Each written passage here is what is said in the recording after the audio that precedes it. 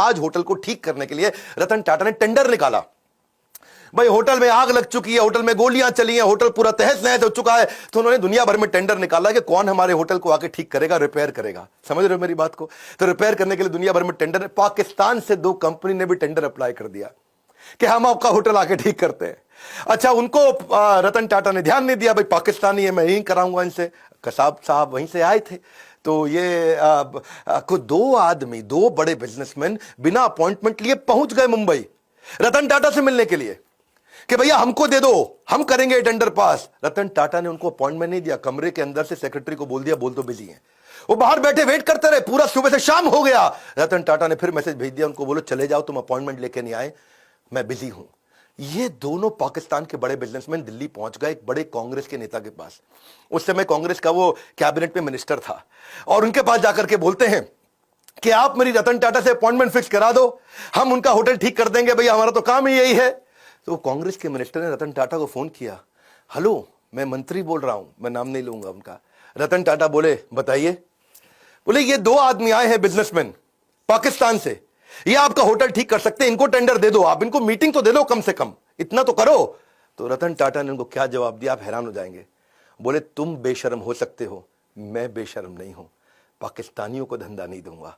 खटाक phone रख दिया। ऐसे हैं हमारे श्री रतन टाटा। इसी के साथ दूसरी कहानी, और 26/11 के अटैक के बाद पाकिस्तान की सरकार ने उनसे कुछ सैकड़ों हजारों टाटा सूमो को ऑर्डर दिया था। टाटा सूमो, उन्होंने कहा मैं पाकिस्तान को नहीं दूंगा, नुकसान बर्दाश्त है लेकिन देश से गद्दारी बर्दाश्त नहीं है। क्विकली छठी छोटी सी कहानी, एक बार एक कॉलेज के चेयरमैन उनको इन्वाइट किया कि बड़े फंक्शन में 25वीं एनिवर्सरी थी, सेलिब्रेशन थी। अब रतन टाटा आए हुए, रतन टाटा है भैया, टाटा ग्रुप कंग्लोमरेट। बच्चों में भीड़ भाड़ हो गई, और मैं देखूंगा आगे आऊंगा, मैं देखूंगा आगे आऊंगा। 2-4 बच्चों ने इधर धक्के मार दिए, आगे निकलने के चक्कर में रतन टाटा ने देखा बेचारी एक लड़की नीचे गिर गई। उन्होंने कहा कि आप फंक्शन खत्म होने दो, मैं आपसे मिलूंगा।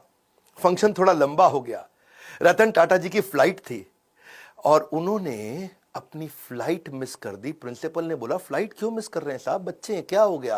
बोले नहीं, मैंने वचन दिया है, मैं इनसे मिलूंगा, प्राण जाए पर वचन ना जाए। ये कहानियां आपने पहले बॉलीवुड में बहुत सुनी होंगी, लेकिन असलियत में रतन टाटा कहते हैं जो मैं मुंह से निकाल देता हूं मैं करता हूं पूरा। चलो आगे बढ़ते हैं। 7वीं कहानी, रतन टाटा एक पीपल्स पर्सन थे। आपको पता है जब जापानी कंपनी इंडिया में आती है और ऑटोमोबाइल कंपनी लगाती है तो बहुत स्ट्राइक होती है। सुजुकी, मारुति, उनके यहां भी बहुत स्ट्राइक हुई, होंडा के यहां हुई, या कोई भी जापानीज कंपनी होती है, क्योंकि मैनेजमेंट और लेबर यूनियन का आपस में झगड़ा चलता है। लेकिन एक दफा टाटा मोटर्स में भी हुआ, मैनेजमेंट और लेबर का झगड़ा हो गया। वहां पे लेबर ने उनको बोला, उनकी यूनियन ने बोला कि भाई हमको ना यहां पे एक बोनस चाहिए, आप बोनस नहीं दे रहे हैं। वो इतना वायलेंट हो गया कि मजदूरों को भी चोट आई और मैनेजर्स को भी चोट आई, कुछ झगड़ा बहुत बढ़ गया, और लेबर यूनियन कह रही है बोनस तो चाहिए ही चाहिए। मैनेजमेंट तैयार नहीं थी बोनस देने के लिए। आप समझना, क्योंकि मैंने तो ऑटोमोबाइल कंपनी में बहुत काम किया है, मारुति ने मुझको हर साल बेस्ट ट्रेनर इन इंडिया का अवार्ड दिया है, तो मैं तो इनको जानता हूं। इनको बोलते हैं basically long term settlement. Long term settlement होता है 4 साल का, जिसमें तय किया जाता है कितना बोनस दिया जाएगा, और मैनेजमेंट तय कर चुका था। पर रतन टाटा आए, उन्होंने आके कहा कि मैं लेबर से सबसे मिलता हूं, और यूनियन से मिले। वहां उनके बीच में जाकर के जमीन पे बैठ गए और उनके साथ बैठ करके बोले कि आप ठीक कह रहे हैं, बोनस तो मिलना चाहिए, आपने खून पसीना बहाया है। जाके मैनेजमेंट को समझाने लगे रतन टाटा कि भाई इनको बोनस दो। अब मैनेजमेंट बोली सर हम ऑटोनोमस बॉडी है, हम डिसाइड करेंगे, हमारे हिसाब से बोनस नहीं देना चाहिए। रतन टाटा अड़ गए, बोनस दो, आपको देना चाहिए। मैनेजमेंट बोली आप जबरदस्ती करेंगे तो हम दे देंगे, लेकिन इनको देना बनता नहीं है। रतन टाटा बोले देखो मेरी रिक्वेस्ट है, इनको बोनस दो। अब वहां सारे मजदूर देख रहे हैं, पहली बार भी रतन टाटा खुद आए, आके मैनेजमेंट से लड़ रहे हैं। ऐसा साइकोलॉजिकल टर्न अराउंड हुआ कि उसके बाद खुद ही सारे की सारी लेबर यूनियन ने आकर के बोल दिया कि अब हमको बोनस नहीं चाहिए, रतन टाटा आकर के हमसे लड़े, इतना ही काफी है।